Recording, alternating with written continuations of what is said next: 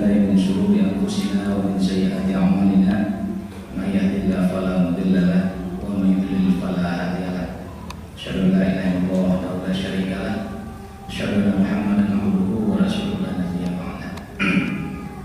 Baik Bapak Ibu para peserta Halqa Islam dan Peradaban pada pagi hari ini, kita bersyukur kepada Allah SWT karena kita bisa hadir di tempat yang mulia ini. Insyaallah ini acara kita yang pertama. Kemudian nanti kita insyaallah mudah-mudahan kita diberi kekuatan oleh Allah, setiap bulan kita coba akan mengadakan acara sehingga mudah-mudahan dari bulan ke bulan acara kita bertambah ramai, kajian kita semakin spesifik. Sebab sekarang kajian kita sangat umum sekali. Nanti dalam pembahasan selanjutnya nanti kita akan coba lebih spesifik, umpamanya di bidang pendidikan, kemudian di bidang kesehatan, atau di bidang pertambangan, sumber daya alam, sumber daya air. Kita semua punya kajian itu insyaallah. Karena kaum muslimin secara umum harus mengetahui seluruh persoalan-persoalan yang ada di tengah-tengah umat. Jadi kita tidak boleh hanya mengetahui persoalan-persoalan yang berkaitan dengan ibadah kita saja, tapi seluruh yang berkaitan dengan pengaturan kehidupan umat ini kita harus tahu. Ya, kaum muslimin ini tidak hanya memahami persoalan-persoalan ritual di antara mereka saja, tapi betul-betul mengetahui apa sesungguhnya persoalan yang ada di tengah-tengah mereka. Salawat dan salam semua tercurah kepada Nabi kita Nabi besar Muhammad Sallallahu Alaihi Wasallam yang telah meninggalkan untuk kita agama Islam. Mudah-mudahan kita adalah orang-orang yang berpegang teguh dengan agama Islam itu, insyaallah. Baik Bapak dan Ibu yang berbahagia, saya diberi tugas untuk menyampaikan tentang bagaimana solusi dari berbagai macam problematika yang telah disampaikan oleh Ustaz Perdana Putra ya tadi. Jadi memang kalau saya melihat bahwa persoalan ini muncul sebenarnya setelah runtuhnya yang namanya Daulah Islam. Kalau Bapak Ibu pernah baca sejarah, kita melihat di bulan Rabiul Awal itu ada beberapa peristiwa besar sebenarnya yang sedang terjadi. Pertama, yang diperingati oleh kaum muslimin hanya maulidnya Nabi besar Muhammad SAW. Tapi sebenarnya ada 3 maulid di situ pada bulan Rabiul Awal. Pertama, maulidnya Nabi Muhammad SAW. Yang kedua, maulidnya Daulatul Islamiyah, berdirinya Daulah Islam. Kenapa? Karena pada bulan Rabiul Awal Rasulullah berangkat hijrah ke Madinah. Jadi di bulan Rabiul Awal Rasulullah berangkat di Madinah dan sampai di Madinah tanggal 12 Rabiul Awal. Sementara baiat yang dilakukan oleh orang-orang Muslim Fajar itu terjadi di bulan Zulhijjah. Kemudian yang ketiga, peristiwa maulidnya Daulah Khilafah Islamiyah. Kenapa demikian? Rasulullah wafat di bulan Rabiul Awal dan setelah beliau wafat diangkat seorang khalifah bernama Abu Bakar As-Siddiq yang beliau bergelar Khalifah Rasulullah. Ketiga maulid tersebut terjadi di bulan Rabiul Awal. Tapi kita hanya memperingati maulid Nabi besar Muhammad Sallallahu Alaihi Wasallam. Kalau 3 hal itu hal yang penting bagi kita kaum muslimin. Jadi maulidnya Daulah Khilafah itu 12 Rabiul Awal tahun ketiga Hijriah. Kemudian dia runtuh pada tanggal 28 Rajab 1432 Hijriah. Jadi lebih kurang 1330 tahun namanya Daulah Khilafah ini pernah hadir di permukaan bumi. 1330 tahun itu masih Hijriah. Itu luar biasa Bapak dan Ibu yang berbahagia. Tapi hari ini pemahaman tentang itu kosong di tengah-tengah kaum muslimin. Kok bisa gitu, heran kita. Padahal sarjana-sarjana ditelurkan dari berbagai macam pesantren, dari berbagai macam perguruan tinggi Islam. Kok kosong, tidak paham mereka tentang bahwa pernah kaum muslimin ini berkuasa begitu lama. Tapi memang setelah daulah ini runtuh, kaum muslimin dikosongkan dari benak mereka bahwa mereka pernah berkuasa. Jadi Bapak dan Ibu yang berbahagia, setelah runtuhnya daulah ini muncul berbagai macam persoalan. Ini sudah diceritakan tadi oleh Ustaz Perdana Putra dari awal. Ya, secara politik, secara ekonomi, secara akidah, secara sosial, ya, seluruh hal sudah diceritakan dari fakta-fakta yang sangat banyak. Sekarang kita bercerita sebenarnya persoalan kita apa? So kita ketika melihat sesuatu, kita disuruh berpikir luas sebenarnya dalam kehidupan ini. Pertama, kita harus berpikir realistis. Yang kedua, kita berpikir ideologis. Luas dalam kita berpikir. Bagaimana itu berpikir yang kuat? Ini harus tahu kita. Jangan salah kita ketika berpikir seperti itu. Pertama, untuk melihat fakta, kita harus realistis. Itu satu. Jadi berpikir realistis itu hanya terjadi untuk melihat fakta. Contoh, apa yang sedang terjadi itu realistis. Paparkan saja apa realitanya.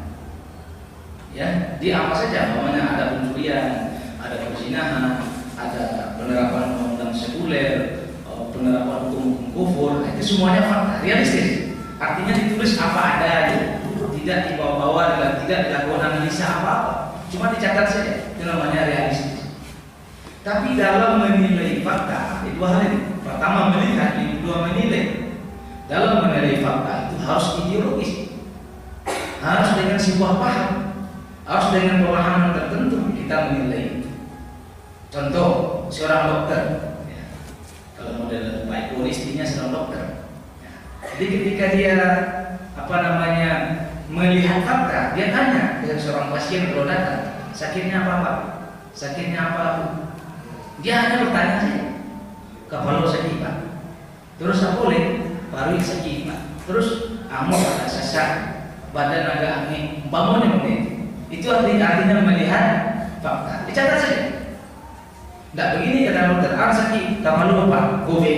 Nah itu si dokter. Tua sakit lagi, paru Pak, COVID-nya, tidak ada itu. Sakit aneh Pak, COVID, tidak ada itu. Tapi yang dia lihat adalah fakta, dia lihat apa adanya. Setelah itu dia nilai berdasarkan ilmunya, itu yang namanya ideologis. Jadi kalau kita sebagai umat Islam melihat fakta, kita nilai secara Islam bagaimana fakta itu sebenarnya yang terjadi. Itu yang namanya ideologis. Jadi tidak boleh kita terikat atau terikat dengan realita. Realita itu sesuatu dan penyelesaian persoalannya sesuatu. Tapi kalau hari ini kan enggak.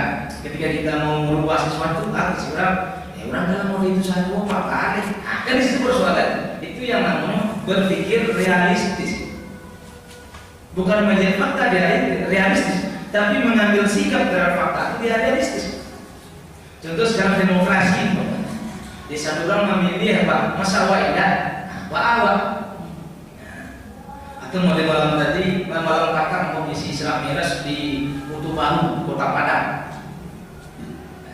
Dia kan mau sampaikan suatu fakta, kecil masyarakat sebagian masyarakat, baru kecil orang lupa, orang tak mau itu masalah mau itu, kan gitu. Itu realistis. Jadinya terbawa dengan fakta, bukan dia harus melakukan perubahan dengan fakta, tapi dia terbawa oleh fakta itu sendiri. Akhirnya mau katakan memang kurang banyak itu membawa itu ke seru. Itu ingin masuk seru atau ingin ikut bersama orang itu. Kalau hari ini begitu. Kalau banyak orang dianggap benar. Padahal Allah mengatakan wa aktsaruhum yajhalun. Itu kecil Allah SWT. Sebagian besar dari mereka orang-orang bodoh. Atau dalam Quran banyak wa aktsaruhum la yashkurun. Sebagian besar mereka tidak bersyukur. Wa aktsaruhum la yu'minun. Sebagian besar dari mereka tidak beriman. Banyak cerita tentang orang yang banyak. Jadi karena kita tidak boleh terbawa oleh orang yang banyak. Kita harus terbawa oleh yang benar saja. Jadi menilai fakta harus ideologis. Oke, baik, sekarang itu fakta dari. Sekarang kita lihat apa sebenarnya persoalannya. Persoalan intinya apa? Itu sudah ideologis itu cara berpikir. Apa persoalan intinya? Persoalan intinya sebenarnya bagaimana mengembalikan hukum Allah SWT dalam posisi yang sebenarnya. Sebenarnya itu persoalan. Kenapa semua itu terjadi? Kenapa Allah pakai? Cuma itu aja persoalannya, tidak lebih daripada itu. Muncul berbagai persoalan itu karena mereka tidak melaksanakan hukum Allah. Maka caranya gimana kita? Untuk mengembalikan itu harus mengembalikan, menegakkan kembali sistem Islam dan mengangkat seorang pemimpin yang mengajar Islam. Siapa pemimpinnya? Bernama Khalifah. Kenapa demikian? Karena Rasulullah pernah mengatakan begini, karena Bani Israel tasusuhumul anbiya. Dahulu Bani Israel itu dipimpin oleh para nabi. Para hebat Bani Israel. Iza halaka nabi khalafahu nabi. Jika wafat seorang nabi diganti nabi yang lain. Tapi Rasul mengatakan walakin nabi wahyi, tapi tidak ada nabi sesudah. Ya kalau ada orang mengaku ada nabi, itu sesat dan menyesatkan. Karena Rasul mengatakan walakinlah nabi wahyi. Tapi Rasul mengatakan wasalatul khulafa, akan ada para khalifah. Fataksirun, jumlahnya sangat banyak. Dan sejarah dengan banyak. Setelah Rasulullah wafat diganti oleh seorang khalifah. Abu Bakar Siddiq, Umar bin Khattab, Utsman bin Affan, Ali bin Abi Thalib, Hasan bin Ali, Muawiyah bin Abi Sufyan, Yazid bin Muawiyah, terus sampai di akhir namanya Sultan Abdul Majid II yang beruntung adalah Mustafa Kemal Atatürk pada tanggal 28 Rajab 1342 Hijriah. Nah, lebih kurang 93 tahun yang silam kalau hitungan Hijriah. Kalau hitungan Masehi pas 90 tahun yang silam. Alasannya kenapa? Pertama, Allah telah mewajibkan kepada kaum muslimin untuk menerapkan Islam secara totalitas. Ya ayyuhallazina amanu udkhulu fi silmi kafah wa la tattabi'u khutuwati syaitan innahu aduwwun mubin. Nah, jelas Islam memerintahkan kita secara totalitas. Yang kedua, segala problematika yang menghantui kaum muslimin adalah akibat lenyapnya kepemimpinan kaum muslimin. Tapi sampai disampaikan oleh Ustaz Eko tadi, orang yang berada di zona nyaman tidak merasakan itu. Orang hidupnya enak, bitinya banyak, ininya banyak. Nah, itu aman, tenang. Tapi Rasulullah mengatakan, "Man asbaha wa lam yahtam bi amril muslimin falaysa minni." Barang siapa yang bangun di pagi hari, kata Rasulullah, dan dia tidak memikirkan urusan kaum muslimin, maka dia tidak termasuk golongan. Akan luar biasa. Orang berada di zona nyaman itu. Kadang-kadang dia sibuk, waktu itu nggak ada waktu, dia sibuk main Facebook, sibuk main Twitter, nggak ada waktu untuk dakwah. Sehingga akhirnya mengatakan aku dakwah di Facebook siapa Ustaz? Ya Facebook kan gitu dakwah. Maka orang jadi ini di Facebook, melari anak orang lewat Facebook banyak ada begini. Membunuh orang lewat Facebook cerita tadi, gara-gara chatting, banyak. Ini luar biasa. Oke, baik kepada diri yang berbahagia. Sebenarnya kita lihat Islam itu ruang lingkupnya seperti apa? Apa saja diatur oleh Islam. Jadi Islam itu adalah ad-dinul ladzi anzalallahu ala sayyidina Muhammad sallallahu alaihi wasallam. Jadi Islam itu agama yang diturunkan oleh Allah Subhanahu wa taala kepada Rasulullah Muhammad SAW. Ya, dalam rangka apa? Dalam rangka untuk mengatur hubungan antara apa? Antara manusia bil Khaliq dengan Allah Subhanahu. Dalam persoalan apa ini? Persoalan ibadah, sholat, puasa, zakat, haji, jihad dan sebagainya. Dalam persoalan akidah dan ibadah. Alakat bainal insan bil khaliq, mengatur hubungan manusia dengan khaliq. Kemudian wa bi nafsihi, ya, dengan dirinya sendiri. Jadi Islam mengatur hubungan manusia dengan dirinya sendiri. Diatur oleh Islam.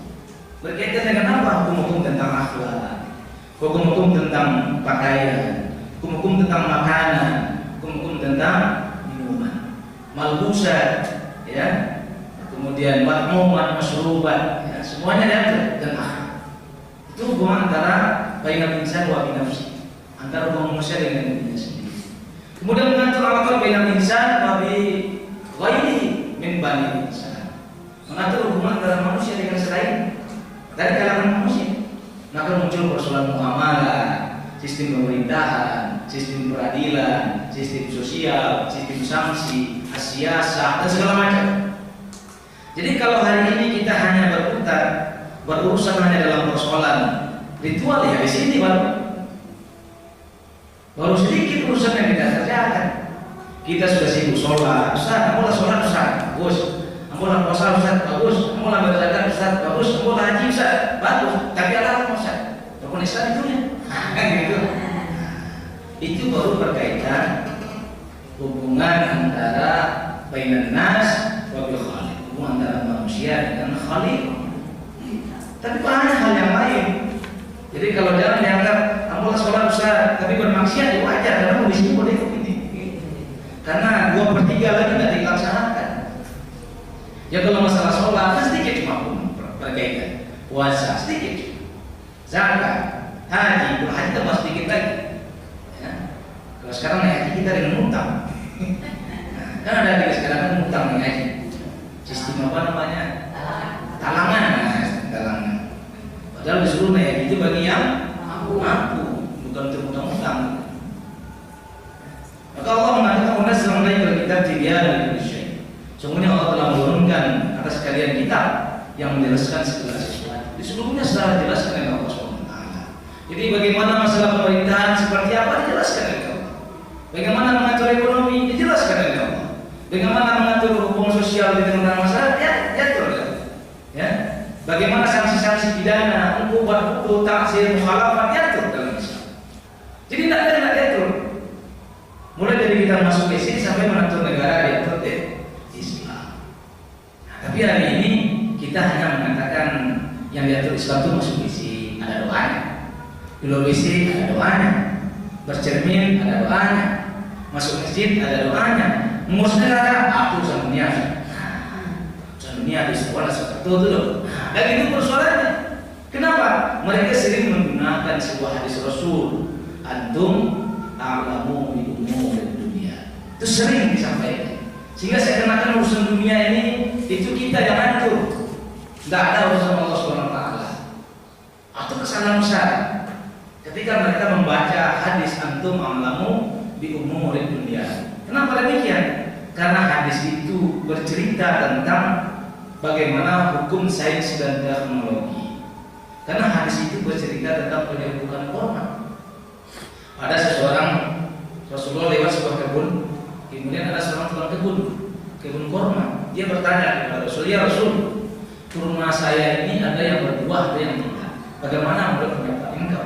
Kan gitu. Kemudian Rasul mengatakan, ya kalau tidak berbuah ada bangsa.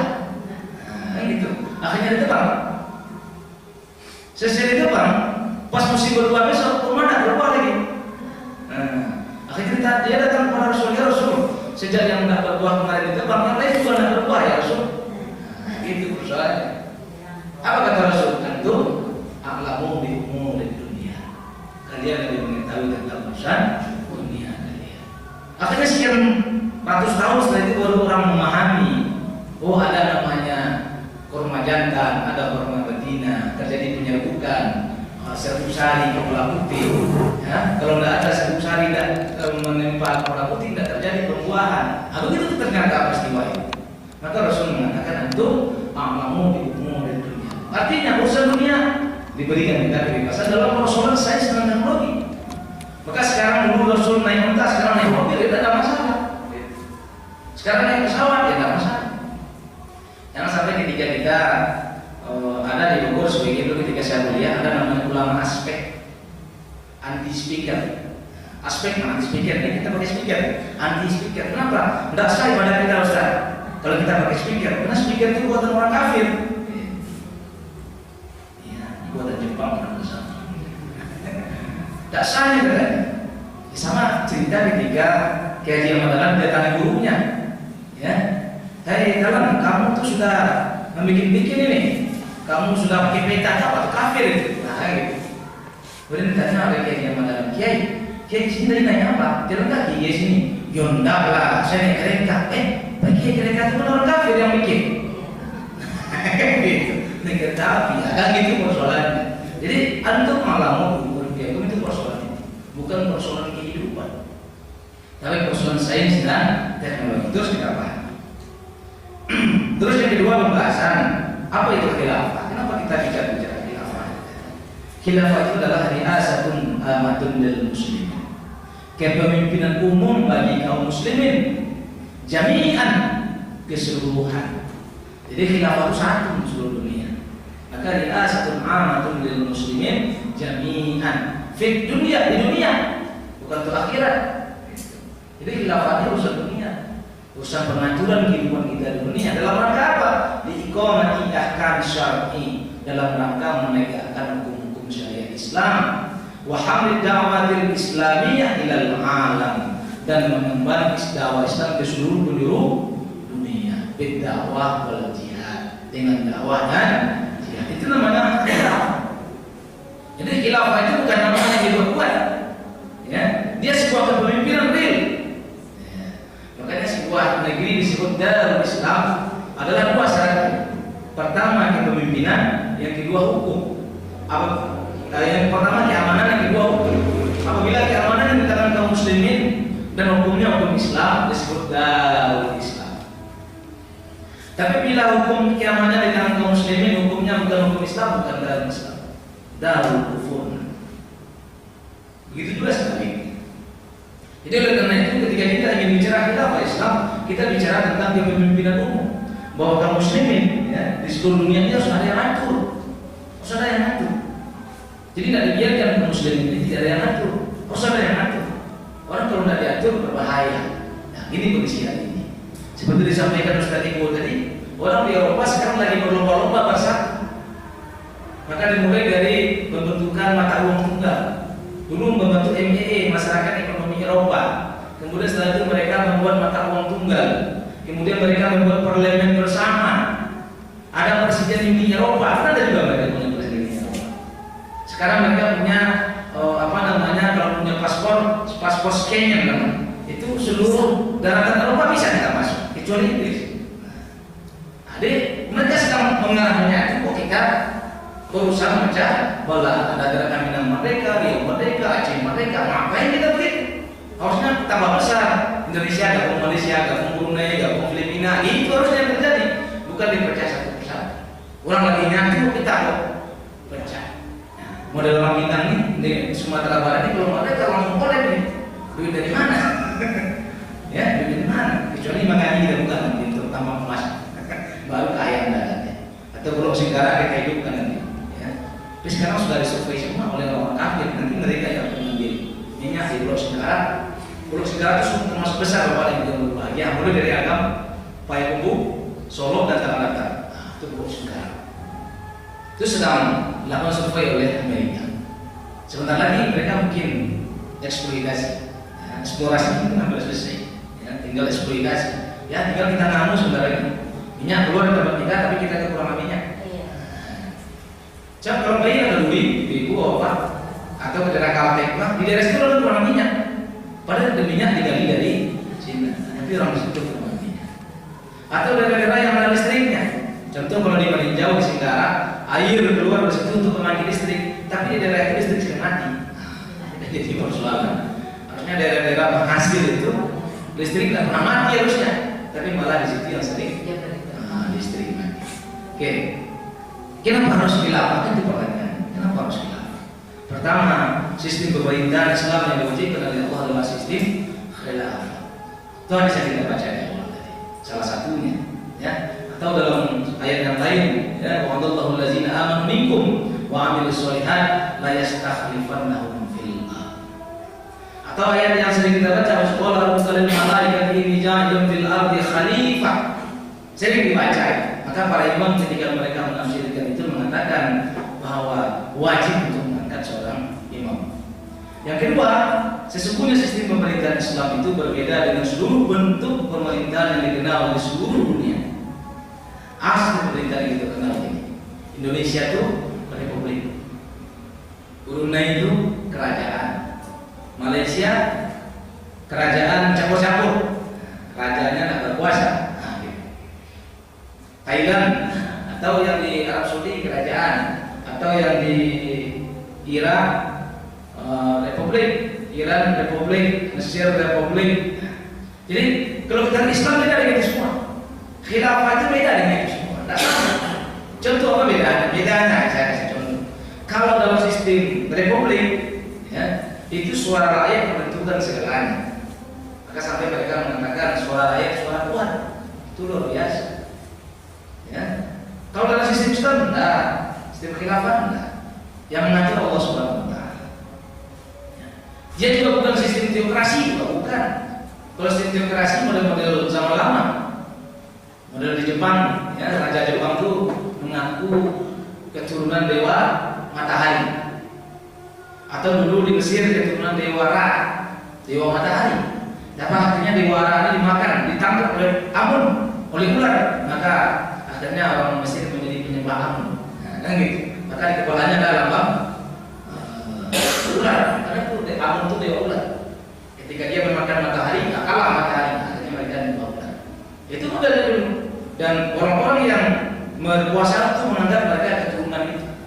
keturunan dari dewa-dewa itu. Dalam Islam enggak. Yang mengatur tetap manusia. Yang ketiga, sesungguhnya struktur negara khilafah berbeda dengan struktur semua sistem yang dikenal di dunia saat ini.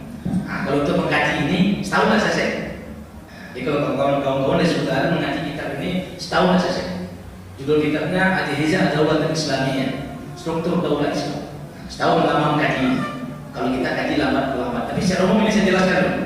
Suatu saat nanti kita akan kaji lebih dalam. Kemudian kenapa kita harus mendirikan khilafah? Nabi adalah seorang rasul dan juga seorang kepala negara. Yang kedua, barang siapa yang mati, man mata walaysa fi unuki bainah, mata mitatan jahiliyah. Barang siapa yang mati dan di pundaknya tidak ada bainah, maka matinya seperti mati jahiliyah. Yang ketiga, ijma' para sahabat.